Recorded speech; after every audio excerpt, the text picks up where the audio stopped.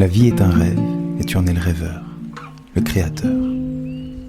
Je suis Flo de la Vega et je rêvais de créer un espace de partage, d'expression et de liberté. Dans ce podcast, je t'invite au voyage et à suivre ma voix et mon flow. Je t'amène dans mon univers, dans mon processus d'exploration et de transformation. Je te partage mes idées, mes questionnements, mes doutes et mes compréhensions. Bienvenue à toi dans le monologue du rêveur.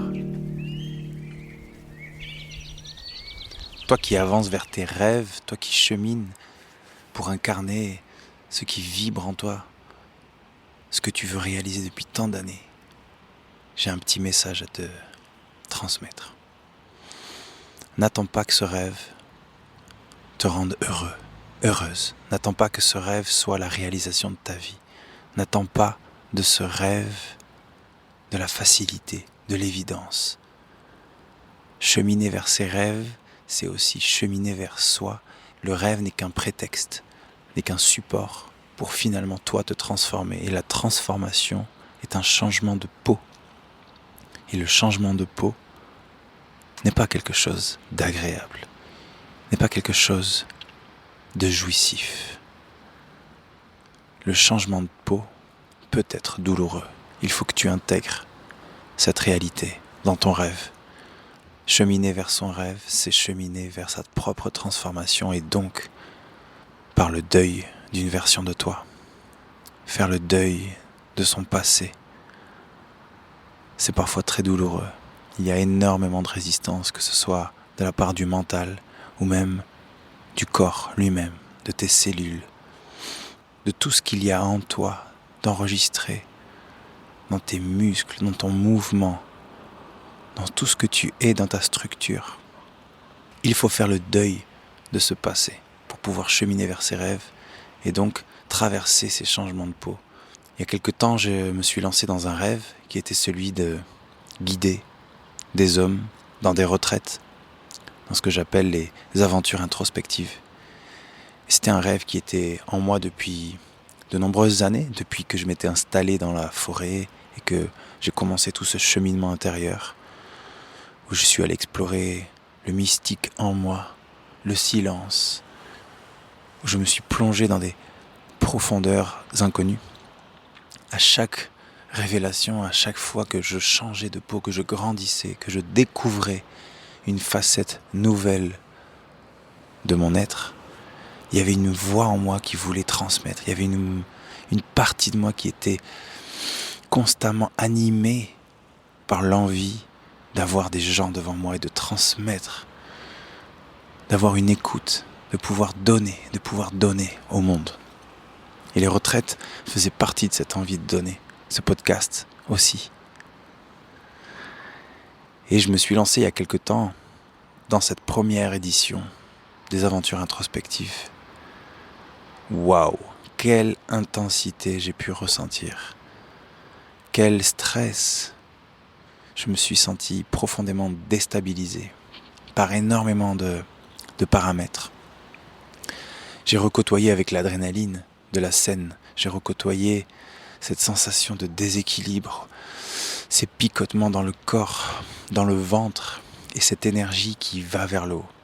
Qu'est-ce que je me suis senti vivant, mais qu'est-ce que je me suis senti en difficulté.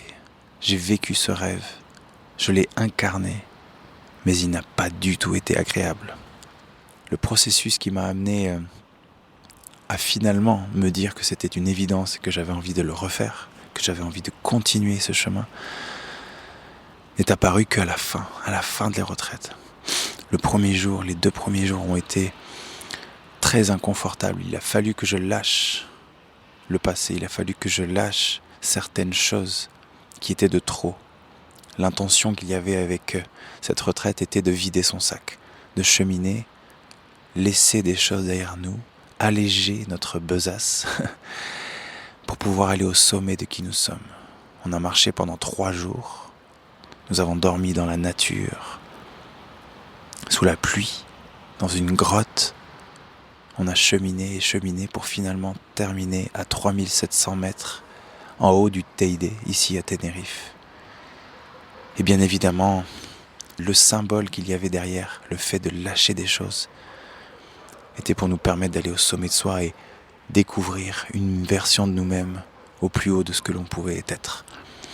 Et j'étais venu avec beaucoup d'exigences, beaucoup de pression, beaucoup de sérieux. J'étais venu dans cette retraite avec beaucoup trop de choses et j'ai été confronté à ça. J'avais posé l'intention du défi et de l'inconfort et je l'ai découvert, je l'ai rencontré. J'ai côtoyé cet inconfort, je me suis défié profondément en voulant vivre ce rêve. Et bien sûr qu'il y a eu, durant tout ce processus, une partie de mon mental qui me disait « Mais qu'est-ce que je fais là ? Pourquoi je me suis mis dans cette difficulté ? Pourquoi je me suis mis face à ces hommes, dans cette vulnérabilité ?» J'ai voulu abandonner plein de fois. De nombreuses fois, je me disais qu'il n'y avait aucun sens à faire ce que j'étais en train de faire. Jusqu'à ce que je me rende compte que je faisais face à ce que j'étais venu lâcher, cette exigence, cette pression, ce sérieux qui m'habite bien trop souvent.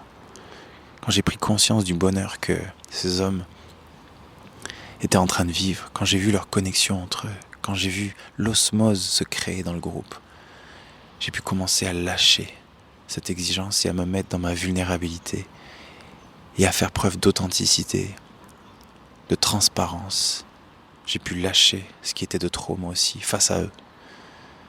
Et j'ai insufflé par la même occasion cet élan pour lâcher ce qu'il y avait à lâcher.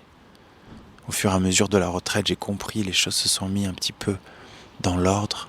J'ai compris que c'était quelque chose qui était important pour moi, non pas pour transmettre uniquement, pour donner tel que je le pensais, mais bien pour recevoir et me transformer moi aussi.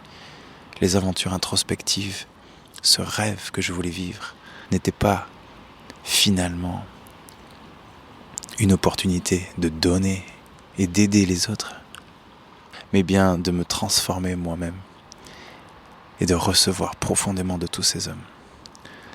Là où je veux en venir, c'est que le rêve, quel qu'il soit, te mettra face à toi-même, te mettra face à ce qu'il y a de trop, te fera faire le tri pour avancer vers plus d'authenticité. Dans beaucoup de rêves, il y a des choses qui sont de trop, des choses que l'on se met dans notre sac, des croyances, des exigences, des choses qui ne sont pas à nous. Vivre et avancer vers son rêve, c'est faire face à toutes ces choses qui ne servent à rien. Aller à l'essentiel de qui nous sommes et transmettre et créer à partir de ce que l'on est réellement. La prochaine aventure introspective que je vais créer, je vais refaire face à de nouveaux défis, à de nouveaux inconforts, à de nouvelles réalités qu'il y a en moi. Et ça sera une nouvelle occasion pour moi de me transformer. Et cette transformation, comme je le disais, elle n'est pas forcément nécessairement agréable, car notre mental, notre corps résiste. Mais l'appel vers le nouveau, le rêve, ce que l'on vise, la direction dans laquelle on est, l'intention avec laquelle on avance,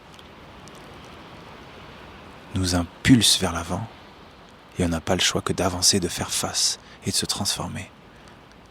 Vivre son rêve, c'est faire face à l'inconfort. Il faut que tu intègres cette réalité. Quand tu as intégré le fait que cheminer était magnifique et terrifiant à la fois, alors c'est ok.